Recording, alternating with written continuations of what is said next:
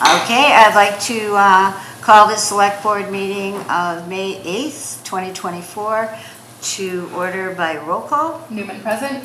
Cranston present, and Mr. Smith, if he can get here, he will be here a little later, but we told him to take his time anyway. He's at a different meeting. So I would also like to apologize. I don't usually come in clothing that advertises anybody, but I'm still at work right now.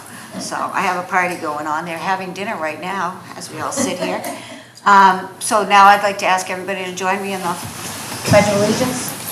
I pledge allegiance to the flag of the United States of America and to the republic for which it stands, one nation, under God, indivisible, with liberty and justice for all.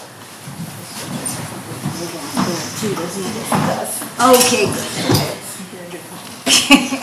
I don't remember that, strong street. Okay, first thing, did you have a chance to read the minutes, Kirsten? I did, and I will make a motion to approve the meeting minutes from April 10th as well as April 24th. Oh, what, we didn't have any meeting minutes on the 10th? No, I don't know why. Me either. Welcome back, comma. All right. Any further discussion on those? Nope.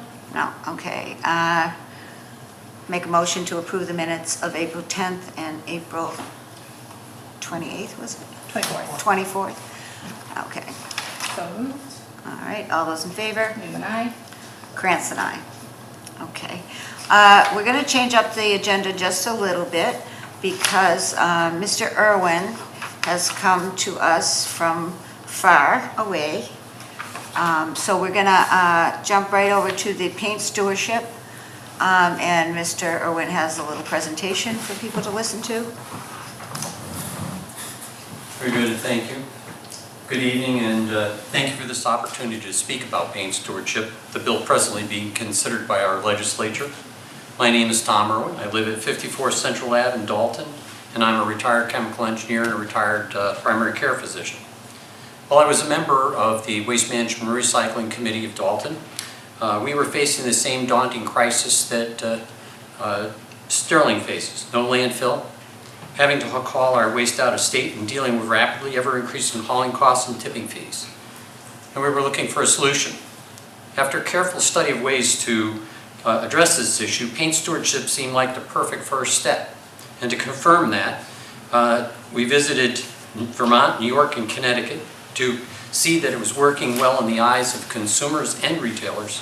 And when it was, I became an advocate for this law statewide. Paint stewardship is a program where unwanted paint can be returned to any participating paint retailer any day they're open, without a disposal cost and without regard for where the paint was purchased. This program is voluntary for retailers and transfer stations. As you can see in your first exhibit, retailers in Vermont freely come and go from the program as suits their business. This is true of all participating states. The cost to consumers is going to be somewhere between 75 cents and $1, typically in New England it's 75 cents, per gallon of paint paid at time of purchase. There are no other fees. The collected latex is hauled to reprocessing plants, reblended to like new condition, and sold for at most 50% of original cost. The oil-based paints, though some can be reprocessed, are most typically used as co-fuels in cement plants outfitted with effluent gas scrubbers to prevent pollution. The pails are recycled, so it's a true 0.3% reduction in the total waste stream. This program has been working well in 11 states, including our neighboring states of Connecticut, Rhode Island, Maine, Vermont, and New York. The resolution being requested tonight is consistent with the state's plans. There is no arm twisting. As highlighted in your second exhibit, the MMA is a support group. Your third exhibit is the residential waste section of the Mass DEP 2030 Solid Waste Master Plan, where product EPR in general and paint EPR in particular are called out as contributors to moving the state towards its goal of zero waste. And of note, this master plan, using 2018 as a baseline, calls for a 30% reduction in waste by 2030 and a 90% reduction in waste by 2050. And I can't imagine how we're going to accomplish this without stewardship programs. In addition to the state, we have the comfort to know that there is broad support. paint manufacturers, and paint retailers who worked together along with consumer groups and state agencies for a period of 6 years created this law and are therefore in support. 3,000 Massachusetts residents signed petitions, including 92% of 735 people dropping off items at hazardous waste days in western and central Massachusetts, to encourage their representatives to become co-sponsors of this bill. And in addition to that, we have the embarrassingly large number of Massachusetts residents that bring their unwanted paint to our neighboring states that have the law. Clearly, all these folks are in support of this law. In the legislature, 28 reps and 12 senators from both sides of the aisle sponsor or co-sponsor this bill. 54 municipalities, as you can see in your fourth handout, to date have passed for supportive resolutions or endorsements, with more expected. You may ask whether we can wait. Implementing robust product stewardship programs that can comprehensively address our needs beyond just simply paint, including the much larger items like mattresses and packaging, solar panels, electronics, and lithium car batteries, will take a bare minimum of 15 to 20 years of concerted effort to implement. Therefore, unfortunately, there really is no extra time. Our collective interests are best served by starting the journey now with the support for the first step, paint stewardship. Currently, as of now, the Ways and Means legislators have commented that significant municipal support through 40 resolutions by mid-April was critical to demonstrate sufficient municipal priority to compel serious consideration of paint stewardship by Ways and Means. Fortunately, we've achieved this goal. But to further improve the odds, as we must, that this bill is not only seriously considered but also favorably viewed, we must take advantage of the opportunity to exceed 40 resolutions with as many additional resolutions as we can before the end of June is upon us.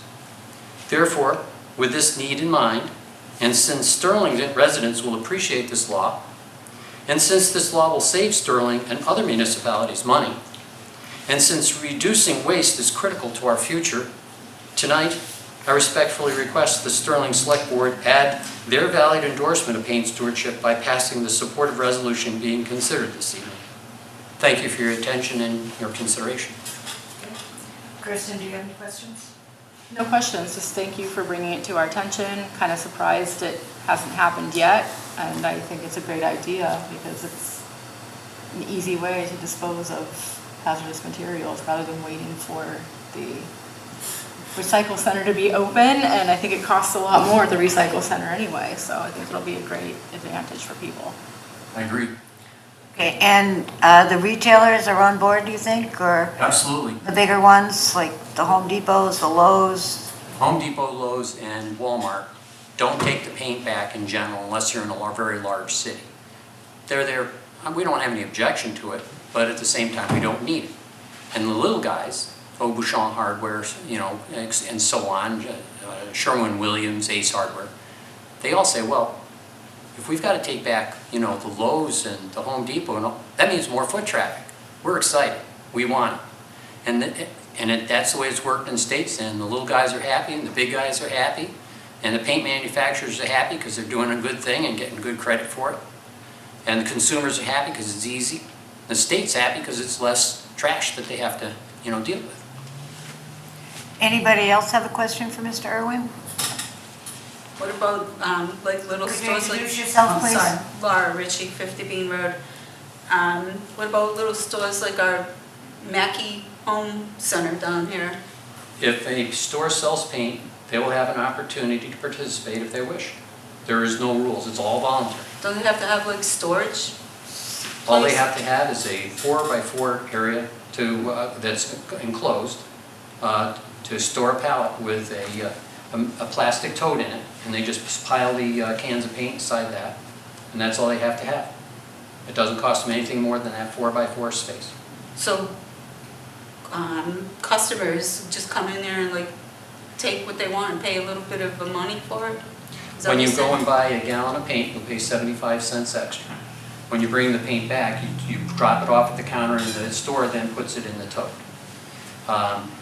At the transfer station in Dalton, what we're planning on doing is when you drop off your paint, it'll be on a table. Somebody else wants to come and grab it, it's theirs for, 5-finger discount. Is it dated, like, so you know that it's not like hard on the inside?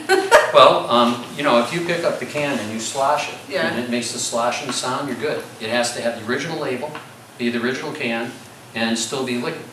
If it's all of that, they don't care when you bought it, they don't care where you bought it, they don't care what state you're from, it's in. So this bill hasn't passed in the state yet? It has not. This is the 7th time it's been put before the state.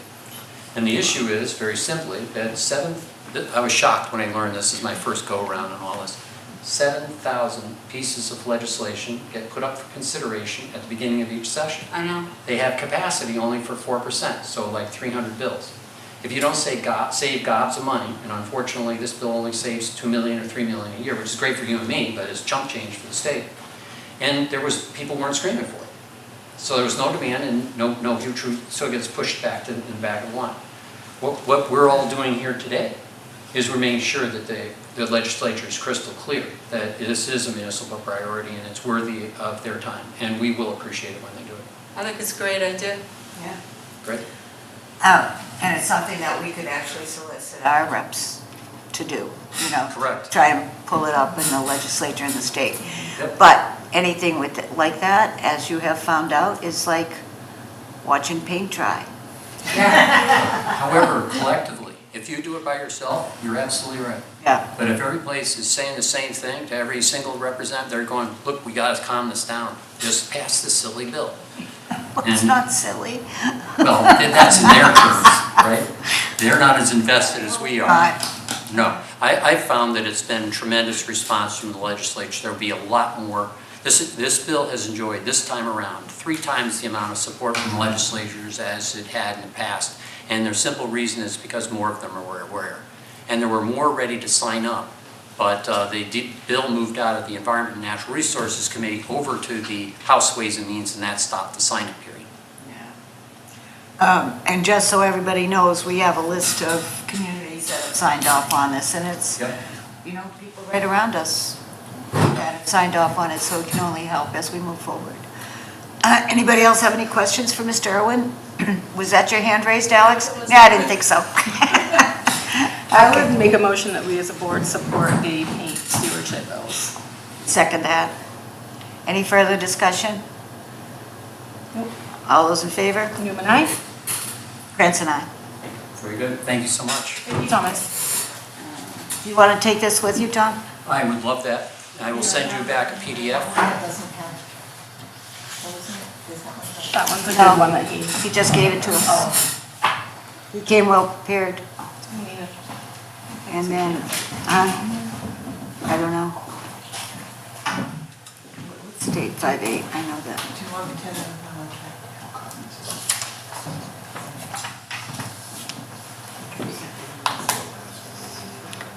Thanks, Tom, that was very interesting. My pleasure. As is the pile of other papers that you gave us. I will be back in approximately 1 year for mattresses. All right. That's a good thing. Okay, all right. That'll get the crowd a little bit more excited. 'Cause that's an issue. Yeah.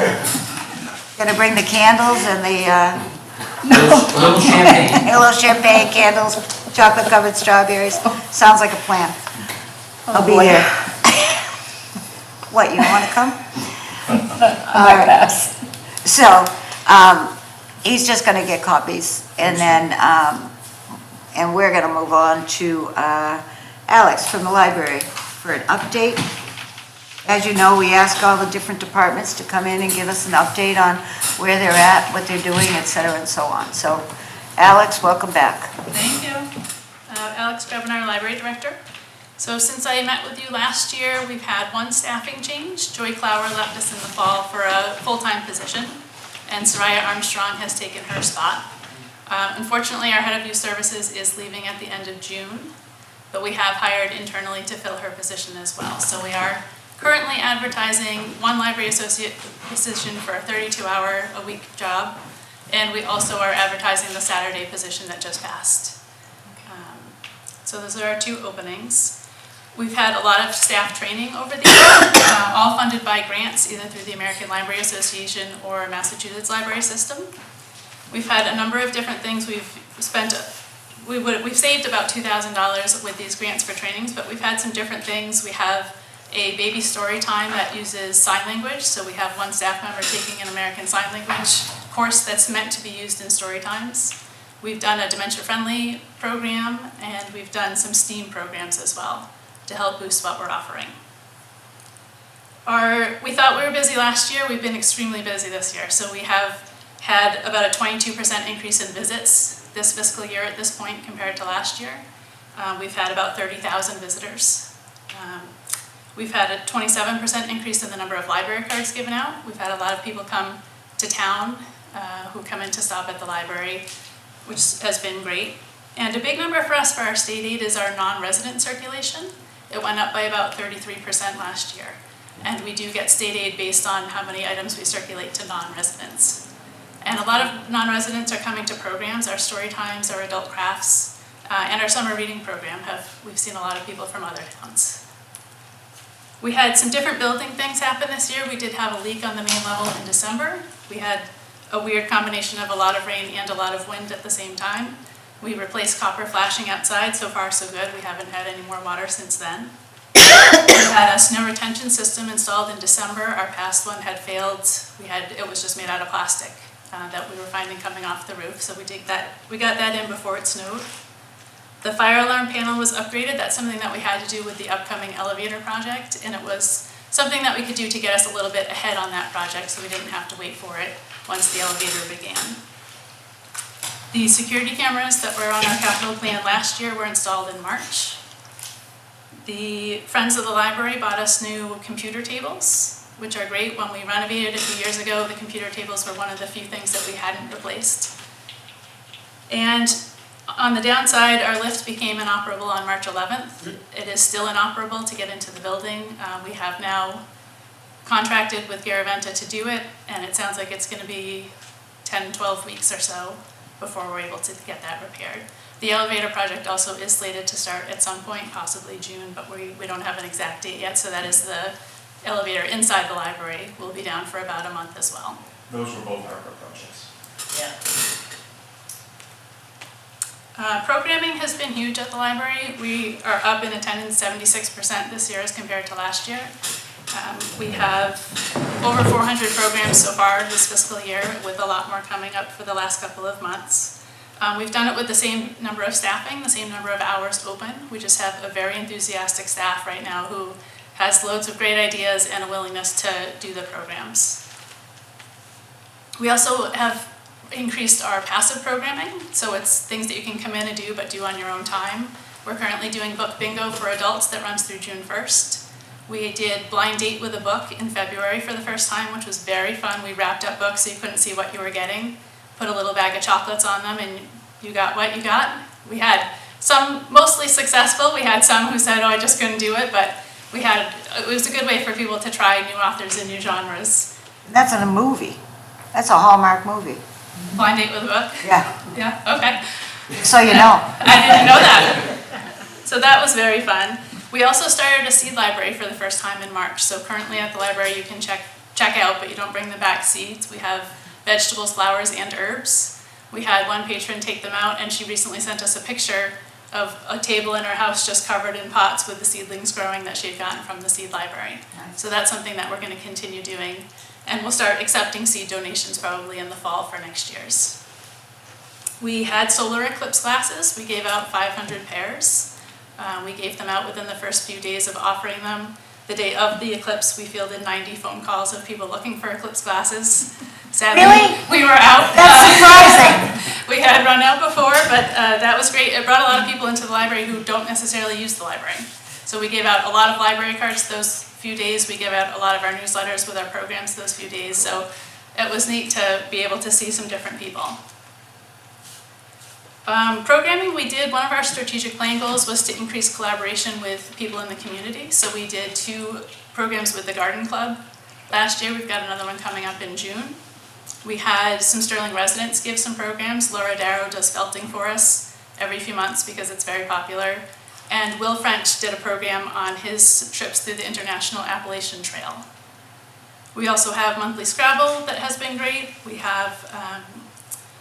done crochet, sound healing, King Philip's Indian War. We do a week-long escape room every summer. This summer we are going to open it to just adult groups as well. In the past, you always had to have a child with you, but it will be a little bit more difficult this year. So we're encouraging adults to come too. Our youth programs, we do programs for kids ages birth to 18 years old. We have a baby time. We do weekly story times and music times, explorers clubs that focus on STEAM topics. We do all different book clubs for different age groups, family paint nights, trivia nights, and writing clubs. One of our biggest programs is the Youth Summer Reading Program that we do every year. Last year we had 283 kids log reading time. They read over 7,500 hours, so it was tremendous. We did award 89 raffle prizes. Our goal this year is to try to get 100. So we are accepting donations right now of new raffle prizes, craft kits, Legos, gift cards, that type of thing. We had 51 kids complete our 100 Books of Summer challenge last summer. We'll be doing it again this year, and that is the library picks 100 picture books and puts out a list and challenges families to read them all during the summer. And everybody who accomplished that received a Rhoda Springs gift card last year. The summer reading program this year will start up again on June 10th and goes through August 8th. Our adult summer reading program goes through the month of August. We had 415 participants last year, and we had 15 local businesses donate gift cards as prizes for that as well. When I came last year, we had just started our Library of Things. We now have almost 400 items in it. It's been very fun. We just added a trail cam, a karaoke machine. We have a virtual reality headset if anybody wants to try it out before buying. I tried it, it was fun. We have American Girl dolls and their accessories. We have all sorts of coding toys, fort building kits, all sorts of neat things for people to take out and try. Even for people traveling, we now have travel phone adapters. We have bird watching kits, all sorts of things. Our puzzles are something we started last year that we talked about, and they're still very popular. We have had 2 puzzle races at the library, another coming up over the summer, and that is teams trying to complete the same puzzle fastest.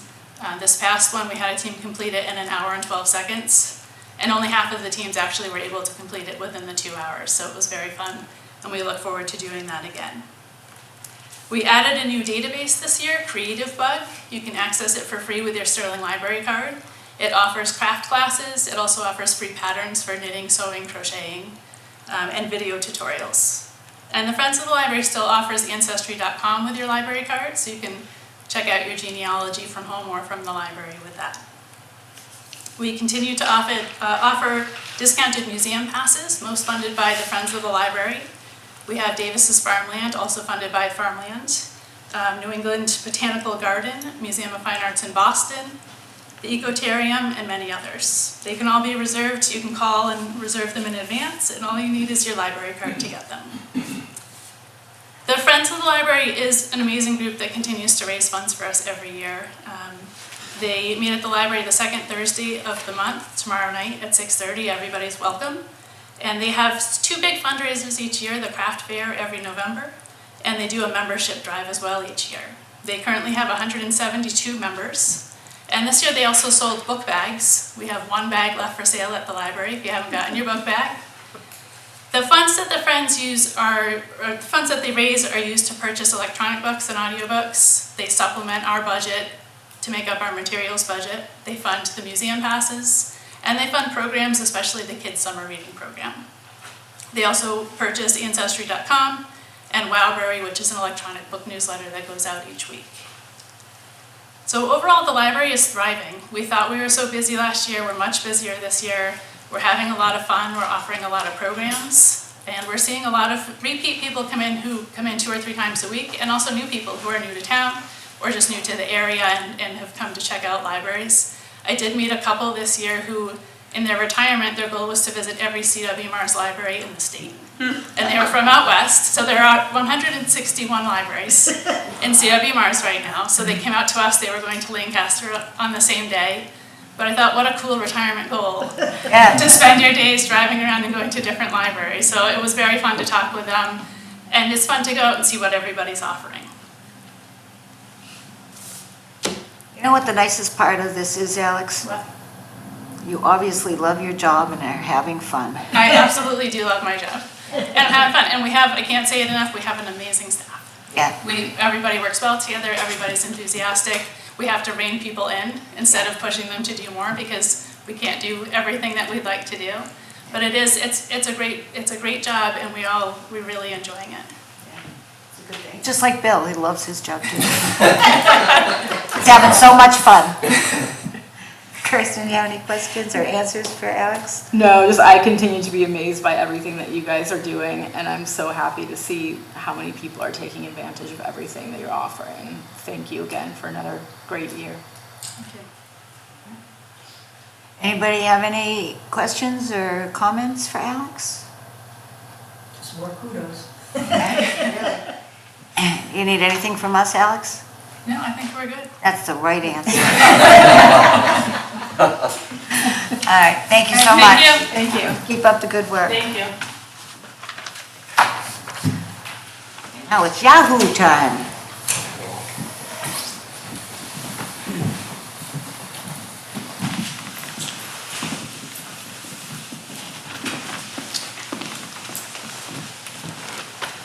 I think you might want to start, in case people don't know what Yahoo is actually all about. Perfect. Okay. You read my mind. Scary thing. So I'm Stuart Ormsby, resident on 15 Charles Patton Drive. I am currently co-director along with my wife Karen for the Yahoo program. And thank you for the opportunity to just give you a little brief overview of the Yahoo program. On your cue, we'll just talk briefly about how the program got started. But I'll talk very briefly because I do want to turn all the attention to 3 youth board members that have kindly come with me to talk about the program. I'll introduce them in just a moment. So Yahoo is young adults helping out others. So the program will be celebrating its 25th year next year, 25 years. For anyone who is not aware, the program was started by Kevin and Lisa Beaupre.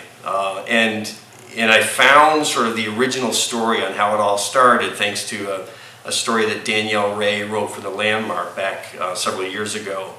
So the seed of the idea came from his young son at the time who was writing, along with his classmates, holiday cards for a nursing home in the area. And so the cards went out, and much to his surprise, he received a thank you note from one of the recipients. And he turned to his father, he said, "What's the big deal, Dad? Why did I get a thank you note for my card?" And he said, "No, it is a big deal." He says, "Because you've impacted somebody's life." And they're showing their appreciation for the little thing that you did. So that was the seed that Kevin took away from that and wondered, is there an opportunity to make a bigger thing about it, make more connections, connecting the seniors in town with the youth. And so that's what they started. The idea was to do light yard work on behalf of homeowners who are seniors in town. And so in the very first weekend, they were able to attract 25 youth volunteers. On the second weekend, he got 50. Apparently it was helped because he offered to get king-size candy bars for anyone who showed up. And so, and then off we went. And the program, again, is 25 years old now. So with me today to help with more of the current day presentation, 3 high school seniors who will be graduating from the Yahoo program. I'm not going to say retiring because we'd love to have them come back even upon graduation. But with me today is John Ferrara, Jackson Harris, and Aaliyah Krupa. And so they will take it from here. I'm John Ferreira. So we'd like to give you a little bit of a background about how our program operates. So the whole thing is really run by the youth board, which is kids in 7th to 12th grade who have applied and have joined our board, which we run everything. We make all the meetings. We plan when we're going to start the work day, which houses are going to get done on each weekend. Anybody, as I said, grades 7 through 12 can volunteer as youth volunteers to just do the yard work. They don't have to be involved in the board. We also have driver advisors who are adult volunteers that help drive everybody around. They're all Corey checked through the rec department, and they help with equipment and children as well. So a typical work day, the board will arrive at the shed between 8 and 8:30 in the morning. We prepare all the equipment, load up the vehicles, and just get it ready. We then have a quick little introduction ceremony almost in the morning where we just kind of give a heads up about what we're going to be doing that day, promote our social media, which is how we recruit, and then we are off to the houses. So we start work at about 9 o'clock. We try to do between 5 and 6 houses every weekend, so we have multiple teams going out. And then we'll end work around 11:30. We'll head back to the shed. All of the volunteers will go back with their parents, and the youth board will help clean up the equipment. So, Jackson, it's all yours.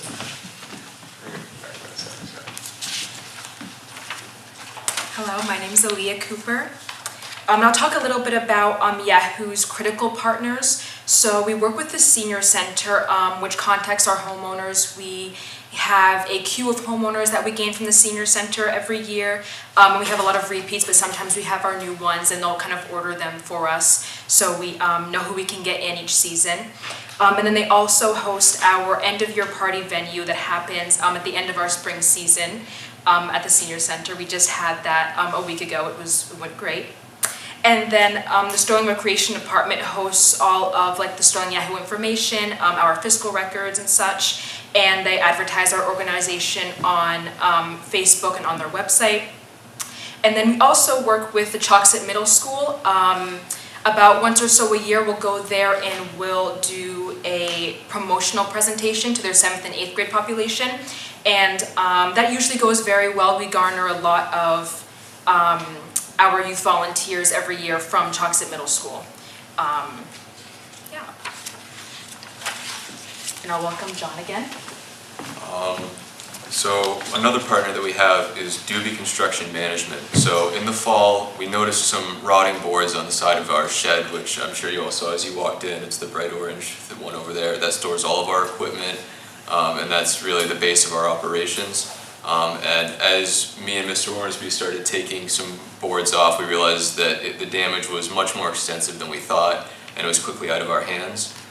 Doobie Construction Management, they generously donated both time and labor of carpenters, and they repaired all of the rotted boards out to make sure that our shed was able to store the equipment with no worries in the future for us. They installed flashing to make sure that there wasn't going to be any water seepage in the future. And really it was a huge help and a huge lift off of our shoulders in terms of finances. It was equated to almost $3,400 worth of donations for us. Yeah. So it was really a great thing and it helped us tremendously. So, Nice. and back to Leah. And I'll talk a little bit more about funding. So Sterling Yahoo is self-sufficient. We run on all of our own donations and our own budgeting and things like that. And we rely on donations from community members. Each year we do receive, we're really grateful to receive a lot of donations from our different groups like local Sterling groups and such. And as well as the homeowners that we do serve will regularly get donations from them. And then lastly, when we're looking at a little bit of a lower balance than usual for the organization, we will request donations from local businesses in Sterling and surrounding towns. That doesn't happen too often, but sometimes we will go and reach out to them as well. But we are totally self-sufficient with funding. And we'll bring up Jackson Harris. Well, as you said, I'm Jackson Harris. I live at 93 Redstone Hill Road. Just briefly wanted to touch on some of the challenges that we faced. So pre-COVID, we had a large number of volunteers, but because of the pandemic, our numbers have dropped a bit recently. We started rebounding a bit in the fall. We got back up to around 45 youth volunteers, but this spring was a little rough. We had, I think, 15 youth volunteers, as well as ourselves on the youth board.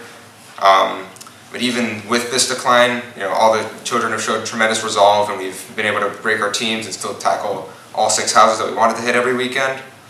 And additionally, we've had a little bit of trouble reaching out to volunteers as social media kind of progresses and it gets harder to reach certain people. We've tried our best to adapt. We send emails to youth members who have done it in the past, as well as their parents. We also have an Instagram and a Facebook page, but sometimes it is difficult to reach volunteers. So, we've been trying our best and we've been able to get good numbers, at least in the fall we did. Spring sports kind of interfere with that a little bit. And then finally, wanted to finish off telling you about all the great benefits of Yahoo. Most namely the homeowner appreciation, because these kids, they're spending their Saturday mornings, a couple hours every day to help out these homeowners, and they really, really do appreciate the work that we do for them. Every year we get a couple of letters from these homeowners, just showing their appreciation for us and how they really appreciate just the work that we do. We take the load off of their shoulders. It also promotes youth leadership, as myself and these board members, as well as the other 6 of us who are on the board. We, for the most part, run the whole show. We have a chairman, a treasurer, a scout, workplace operators. So it promotes leadership within the youth and the community. It also promotes community spirit, as the children who participate in Yahoo get to connect with homeowners and other children in the community. And finally, it promotes teamwork, as without working together on these houses, none of the projects would get done. So it teaches kids to work with people that they might not otherwise, and it promotes a good environment for them to grow that skill of communication and teamwork. So we thank you for your time. If you have any questions, we are open to them. Ms. Ritchie, 1 minute. Sorry. Kristen? For the youth board, is that all seniors, or can it be any high school age? Or It can be anyone who applies for the program, so anyone from grades 7 to 12. There's a youth board application online, so they fill it out, they give us their name, how many years they've been doing it, why they think they're a good fit for the board. They go through an application process, but anyone in that range can get onto the board. We have an 8th grader on the board right now, and he does great work helping promote at Chalkson and stuff like that. Nice. Now, are you all going to be done this year as far as you're going off to school, or? Yes, ma'am. The 3 of us are graduating from the program. But we do have some people who come back to the program. I know Sam Lanciani and Thomas. They graduated a number of years ago, but they still come back. They help drive equipment to the sheds, and they help us kind of organize ourselves when we're at the shed. So. And how about your driver advisors? Yes. That's a tough one to say.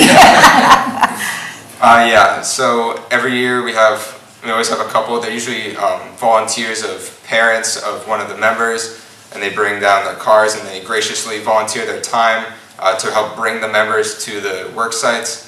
And then some of the youth board members like myself and these 2, since we can drive other people, sometimes we'll also help carry some of the kids to the work sites. But we usually have 5 or 6 driver advisors per session, so they are a great help to bring all the kids to the workplace. Do they need to be parents of? No, not necessarily. That's just usually who it is, because they end up being there anyways for the kids. Okay. I do have one question on the shed. Was it water damage, or was it termites, or? Yeah, it was all water damage. All water? When it was originally built, there was a seam in the boards, there was no flashing there. Oh. So over the years, water just seeped in and it rotted out floor joists, rotted out almost that entire side wall right there. Okay. Around that door frame, so we replaced all of it. Certainly grateful to Doobie Construction for that. That's, especially it's such a busy time of year anyway, so that was cool. And also, we're forever thankful to the Beaupre's, Kevin and Lisa. It was a great program to start. And, he still watches you too, so keep an eye out. Laura, you had something? Yes, I just want to say I commend you guys for what you're doing. I saw some posts on some social media places where some people's property you cleaned up, the guy posted pictures. This is a link to a group that you guys can all join and you can advertise. So that's not the current picture right now, but the link is there and you guys can all join, and you can join as a page too if you have your Yahoo page. Yeah, thank you so much. Thank you. Congratulations on graduating this year. Thank you. Yeah, just like your parents, we hate to see you grow up. But thank you all. Thank you to Mr. and Mrs. Ormsby also for taking on this task. Thank you. Thank you Sherry, for your you got, time. Thank you for your time tonight. We appreciate the opportunity. we got nothing but time. Sherry, did you have anything? I'm sorry, I kind of skipped right over you, and you are I part of think the only this. thing that I'd like to say, Sherry Gonzarek, Recreation Director, there is a resident in town that is working in another town in the capacity with their seniors, and they have reached out to me in regards to how this program works and runs because they want to bring it to that town.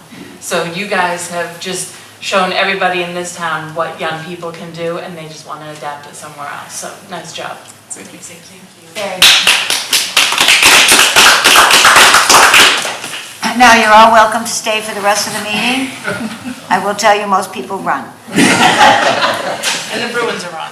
Oh, I had to say that out loud. Some people might have forgotten a little bit. Okay. Bill, you want to tell us about this building? Sure.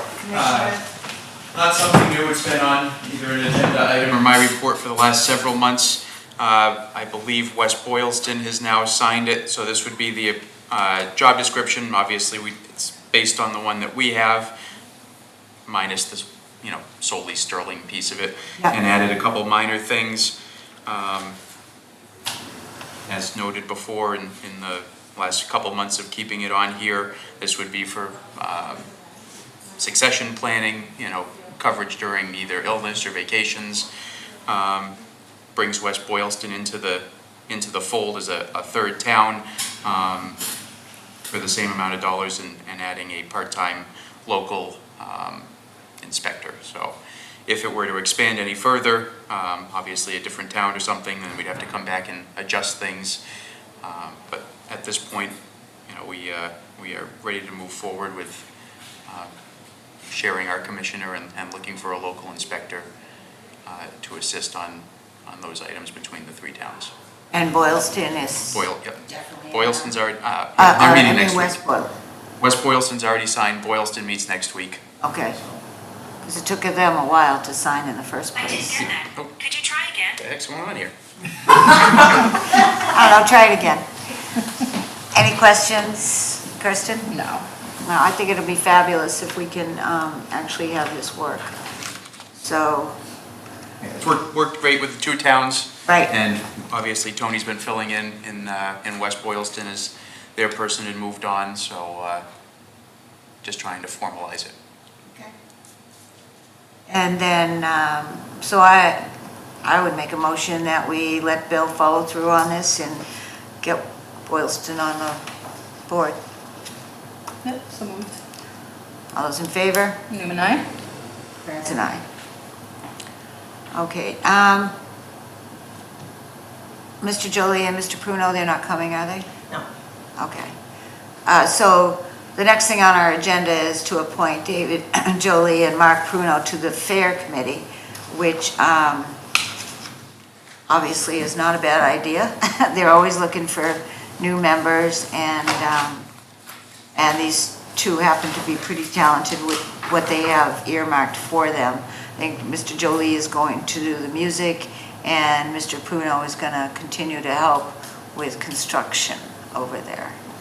So, I would make a motion that we appoint David Jolie and Mark Pruno to the Sterling Fair Committee. and I would second that. All those in favor? Newman, aye? Krantz and I. All right. And then we have the Scholarship Committee member selection. Where are you on that? I know you were going to talk to... I haven't spoken. You haven't talked to anyone? Okay. So we need somebody from Finance, somebody from Finance, Select Board, and then And the church. The church, and I understand that Mr. Roy. Mr. Roy is on board. We just have to contact him. And I think Lynn Shepherd said she would like to be on the Scholarship Committee, representing the Finance Committee. You'll be fine, Lynn. Seriously, though, how many applications do we have? I think we have maybe 5. Oh, good. 5 applications. So Lynn, what it would encounter, unless Mark wants to do it, is you get together with somebody from this board, and then Mr. Roy from the church. We always have to have somebody from the church. And you get together, you go through the applications, and you decide who's going to get the mere dollars that we have to offer. You're interested, Mark? Well, she does so much, yeah, absolutely. All right, you sit back. Mark Gauthier will be the Finance Committee rep, so see Kama, she'll explain the whole thing to you as far as how that goes, but that's basically what it is. Not a lot of No, I mean, time. what's- Usually just the one meeting, right, John? What's that? Usually just one meeting. Yeah, that's all. It's always one meeting. But you can always, Mark, you can always also take a look at the applications whenever, pretty much, right? When And is they're this all- gonna take place? Where is it gonna take place? When? Well, as soon as we get the 3 members together, so, I'm happy to do it for us unless one of you would. I prefer not to because I've seen the applications and I know, either I personally know these people or their families, so I'd give everybody money. But we don't have that much. All right, so Kirsten, you, and Mr. Roy, so if we kind of coordinate all 3 of you together? Sure. And then, Kama, when do we usually award them? Mid-June? Well, whenever you make your decision. Yeah, so you'll make a decision, you'll bring it back to the board. We usually bring the kids in, they introduce themselves, and we say, here's $5, go buy yourself a coffee. All right, how much are we awarding this year? I forgot. I think it's a couple for 500. Yeah, a couple, 500. So out of the 5, you'll pick 2 or 3, you know, your bottom dollar, Kama will let you know how much it is. Unfortunately, it's not a lot. It's not like some other towns. We're a private association. Okay, Ethel just gave a ton of money away. All right, so thank you. Thanks, Mark. Thanks, Kristen. Sure. Could you make a motion? I'll make a motion to appoint Kristen Newman and Mark Garthia and Mr. Roy to the Scholarship Selection Committee. So moved. Any further discussion? All right, sorry for the strong arming, but you know, gotta get done. He always volunteers.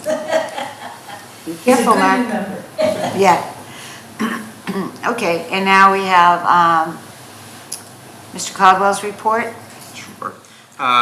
Based on the the town meeting on Monday, thank everybody that was participating, that voted, and all those that did any sort of setup and worked, whatever they had to do. It's obviously a large team effort, and obviously thanks to Sterling-Lancaster TV for doing both the audio and the recording of it. We will have to have a special town meeting, so we'll have to wait and see what the other towns do on the school budget, whether it's the school committee that needs to present a different budget, or if we have to follow the other 4 towns, and change what we appropriated. So we'll have to see what the other towns do before we can set a date. Coming up next month, in the beginning of July, we have a couple meeting conflicts. June 19th is a holiday, and July 3rd obviously is the day before the 4th of July. So I recommend maybe we split the difference and meet the 26th and then go back to our regular schedule, or anything else you may want to do. Kristen had a fabulous idea. Would you like to share it? My idea was, since we will need to have that meeting in the special town meeting in June, why don't we try to combine them and we do a quick meeting before on that same date and have the 2 meetings done? We don't have anything too crazy to put on the agenda. We should be. Usually during the summer, we don't. So, and this is a big deal, so I would say I'm in favor of that, if we want to look at the calendar. We've got plenty of time, just Yeah. want to get it on the radar. And we can't do it before that because Princeton doesn't have their meeting until June 11th. So this weekend is Rutland, Holden is Monday, Paxton, as we know, already went. So, there you go. Something after June 11th. So. Oh, sorry. It's my understanding that you wish to cancel the June 19th and July 4th and have a meeting and when you've decided when you're going to have the. Probably June 26th. What day is that? Is that a Wednesday? Yes. I can't do a Wednesday. Oh, yes, I can. What am I talking about? We meet at night. I'm sorry. I'll make it work. Oh, wait, I may not even be on the board. How presumptuous. Presumptuous of me. Fine, I cancel those and, Yeah. wait until I. General public, I don't think a Wednesday would make a difference, right? Whether it be a Monday or a Wednesday, and we would advertise it certainly On the website, yes. on the website and on the Sterling Facebook page with, Phil's doing an unbelievable job with. Okay. I'm being serious. Town election is Monday from 12 to 7 in the Houghton Gym. The beach work should commence next week as well for the erosion control items. The parking lot's been done, tree work's been done. I know Mr. Mackey's been down there and inspected everything. So far, so good. So far, so good. Yeah, so we have a bunch of projects and obviously a few more things upcoming depending on what sort of the grant funding we still have. Trying to use that before the end of the fiscal year as much as possible. And we've put in the grant for the MVP, which is the Route 140 pump house. So that should be heard later in the summer, early fall. And we will begin inputting information that just opened this week for the one-stop grant portal for the downtown project. We have enough of the design plans at this point that we can proceed on that, and ideas on the total cost of the project and what we need to do to tie that into the grant parameters. Alex has already mentioned, the elevator and lift. One's the modernization, one is a full replacement for the lift. School security, they should be starting shortly after school starts, or school is over. Town Beach we've already covered. And the Maple Street sidewalks, we did have our pre-construction meeting last week, and that should be coming in the next few weeks as they get their schedule cleared out. So a lot of projects, a lot of grant projects that we have to get done before the end of the fiscal year, which we're certainly monitoring and trying to get everything reported and reimbursed as we need. The ARPA projects that were approved in the last couple meetings, we're getting the quotes and everything that we need to get that work rolling, and yeah, a bunch of things going on all at once. And now the town meeting is finished up for the majority of items. Obviously, there's a whole different batch of projects that'll start for the summer, and Ryan has obviously put out to bid many of the projects that he's started, either got approved at last year's town meeting or things that are in the hopper for paving projects. So a lot of work going on in the second half of Redstone Hill water main, the pump house work that was bid or approved last year, and paving for this year, as he mentioned. So a lot of things happening. Yep. Kristen? I'm good. No comment. Okay, so I just reiterate that the election, May 13th, 12 to 7. It feels like it's not a lot because there's not a lot of competition. However, the least we can do is go and support those that did, step in and step up, She's already got a lot of, this election included a mail-in for even the local elections, so it was something that the state had put out there. Other than that, Plus you have a ballot question. we do have a ballot question. The ballot question on it is increase this board to 5 people or keep it at 3. It would be wrong of me to voice an opinion on that. Then, so the election and the ballot question, you threw me off there, Laura. Because, when you bite your tongue, you can't speak. I do have a question, though, for finance. I would like to know why finance would send out a mailing funded by an outside political group. Any idea how that happened or why it happened? What are you referring to? Yeah, I guess There was a mailer sent out about the school budget, and it was funded by Mass Red, which is an outside political group. I'm not aware of. No, I wasn't aware it was funded by, What was the topic? The school budget. Like outside political group? Yeah, I mean, there was plenty of stuff out there that Liz Page posted, which was great. But when I see something that's funded by an outside political, so Joe, that's a Joe King question because he did the mailing, but I thought that, There was never any discussion at any meeting about that. Oh, okay. Outside political. We- So you did the mailing? well, he didn't really we dropped off the sheet that we passed out at the town meeting. That was dropped off at the senior center, so, no, there was in the a library. on the last line of it, I can show you, it was posted online, that it was funded by Mass Red, which is, an outside political group. I So, don't believe FinCom did that, but it was your, it was our write-up. so, And we someone- weren't away. I'll ask Joe when I Yeah. see him. It could be that somebody took the narrative and put their name on it. We did not approve any outside political group. I'll get a Anything copy and we I'll send, send it to you guys. Yeah, what was? the name Maybe of everybody it? doesn't know about it. Mass Red. It's called Mass Red, Yes, right. but school budget. It was an email? It was a Letter in the mail, mailing. came from a P.O. PO box. box, yes. To all residents or? No, I didn't receive anything. I did.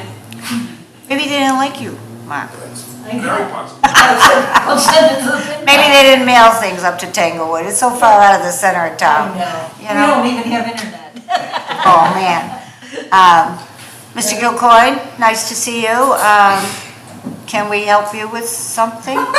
Two things, Madam Chair. Good evening. Thanks for allowing me a couple of minutes. Very few. I'm still at work. I know. Just the first one is just a point of clarification on a comment made Monday at the town meeting by our fellow colleague and our friend Rich Lane. When he was talking about the Board of Health article, he referenced the Board of Selectmen regarding this ballot question number 1. And what he said was that we had supported this in compliance with the will of the people who went to a special town meeting to get that passed. And that's true, but where the added clarification comes from is that as I was on that board 2 years ago, and we did approve, once it passed the special town meeting, we definitely were going to recognize the will of the people, and we approved it going to the legislature where it was approved, and then actually wound up on a ballot, which we're going to vote on Monday. But when it first came to us, majority of our board, if you may remember, rejected that. We did not feel it was in the best interest of the town of Sterling. And rather than just say that, I just think the people, voters ought to know why. I've been on the select board for 9 years and then on the FinCom for 9 before. And okay, well, what's the proper size of a town before going to 5 members? And I called the managing partner at Roselli & Associates, our CPA firm. They've been doing our books and records audit for about 10, 12 years now. And they also do a lot of municipalities, towns, and cities. And the managing partner told me, he said, Jen, there's anything set in law on this, but the most effective and practical number seems to be, a rough rule of thumb is 10,000 residents is when towns start to consider increasing the board, their select board, or any other board, but in particular select board. And he said some will wait till 12, 13, 14,000 residents, and I think we all know the reason. I think it's a matter of efficiency. And of course, now I bring it back to Sterling. And the second reason is not just because he's an outsider who handles this and has a lot of experience. He did recommend that the town should wait till 10,000. But we have to beg every year for people to run for these offices. Every year we're begging people to run for the Board of Selectmen, the Planning Board, the Board of Health, School Committee. We're appointing people every single year. I just don't think, personally now speaking, I just don't think it's good government to be appointing people to these boards who really don't have an interest, who get on the board by having their friends and relatives sign papers, 10 signatures, and then all of a sudden they have to be legally appointed to a board or committee. I mean, we're replacing those same people the following year. And as to the efficiency, I just really think, I've seen how it works, I think you folks do a great job. I think 4 or 5 people at a town our size is just going to delay things, delay decisions, and make more work. That's my personal thing. I think it's working well now. I don't think I'd risk going to 5. So I guess I'm recommending that the voters vote no on that. At least that's what I would still do today if I was on the board, as opposed to 2 years ago. So the second point is... Oh, I forgot you had 2. What's that? I'm done with the first one, but I just want people to know why, that's all. I think in a couple of years, if we do get the 10 or 11 or 12,000, I think it's a better conversation, better discussion, where people, we may very well need more people, just to handle maybe the extra work, but it's not right now. The second one, I think, I talked to Bill, Mr. Caldwell, and he did indicate to me that your board was still okay with me continuing on as the rep to the Wachusett Regional School Audit Committee, so I just wanted to say I'm good with that. If you're good with that, then I'll contact Randy Jacobs and let her know that I'll continue on, keep me on the list for the meetings, so. Okay. You know, whatever you said in public, we can't vote on anything. Oh, no, So but I we just... can put that on the next agenda to reappoint you. Yeah, he's on the list of appointees coming up. Okay, yeah. So we thank you for trying to continue that. Yeah, and I'm not here to advocate for a dog park this time, maybe next time around, so. Thank you. All right, Kama, you have some charts here from Yahoo. And Richard, anything from you? All set, thank you. Ms. Ritchie, thank you for your work the other day on the cleanup. I heard you were fabulous, as usual. His tonight's cleanup, okay? This was on the road on my way here. So Really, whoever, Laura, I don't think it was necessary to bring it in here. It looks like it's used food containers. it is, but this is the trash Okay. that people bring to this town after a town-wide cleanup. I Okay? get it. This yeah. is what is crazy that I see in But this you town. don't need to bring used stuff into the room. God, no. Using it as an example that this is I would have what is believed you if on you your just road. told me. Okay, thank you. Okay? People, So- quit bringing your trash to Sterling. They We have no dumped it- McDonald's. They left their expensive McDonald's French fries on the road instead of putting them in their belly. So anyways, I just wanted to reiterate and say thank you to whoever showed up at the townwide cleanup. But I do want to reiterate that next year, you need to have it on the weekend before Earth Day.